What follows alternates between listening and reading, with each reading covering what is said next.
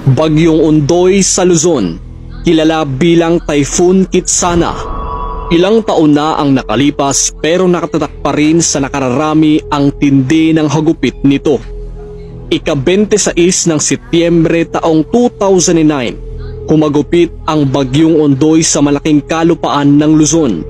Nagmistulang dagat sa lagpas taong baha ang mga kalsada. Ang bangungot na ito ay hindi na mabubura lalo na sa tuwing bubuhos ang malakas na ulan. Isinailalim sa state of calamity ang malaking bahagi ng Luzon kabilang ang Kamay Nilaan na halos 200,000 bahay ang nasira ng bagyo. Ang ilang lugar sa Metro Manila tulad na lang sa Pasig, ilang bahagi ng Rizal at Marikina na nalubog sa lampas bubong na baha. Sa tala ng pamahalaan, umabot sa 464 ang namatay dahil sa bagyo. 11 billion ang naging pinsala sa mga infrastruktura at maging sa agrikultura.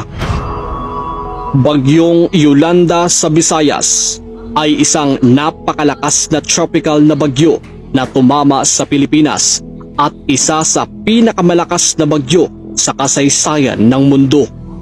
Nabuo ang Bagyong Yolanda sa kanlurang karagatang Pasipiko. Ika-6 ng Nobyembre taong 2013, itinaas ng Pag-asa ang Public Storm Warning Signal number 1 sa Visayas at Mindanao. Gabi ng Nobyembre 7, itinaas ang Signal number 4 sa isla ng Biliran, Eastern Samar, Leyte at Cebu. Pagsapit ng Nobyembre 8, patuloy na lumawak ang sakop ng Signal number 4, kasama na rito ang mga lugar sa timog bahagi ng Luzon. Sa lakas ng hangin nito na umabot ng 304 na kilometro kada oras ay nagdulot ng malawakang pinsala na nagresulta sa pagkawala na tinatayang higit 6,000 katao at pinsala sa ari-arian.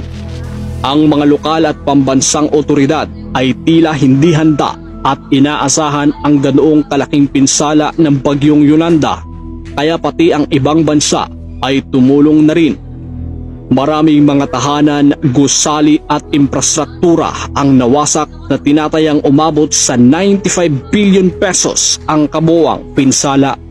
Bagyong Pablo sa Mindanao, kilala rin bilang Typhoon Bupa, ay nabuo sa kanlurang karagatang Pasipiko at tumama sa Pilipinas noong December 4, 2012, partikular sa lalawigan ng Davao Oriental sa Mindanao bilang Category 5 na may lakas na hangin na humigit kumulang 280 km per hour. Nagdulot ng malawakang pinsala ang Bagyong Pablo sa malaking bahagi ng Davao Region. Ang malakas na hangin nito, mabigat na pag-ulan at mga pabugso ng alon ay nagdulot ng mga landslide at flash flood. Higit sa bilyon-bilyong pisong halaga ng pinsala sa agrikultura at infrastruktura ang nakakapanglumong pagkamatay ng higit 1,000 katao, partikular ang mga nabaon na buhay sa Davao Oriental at Davao de Oro.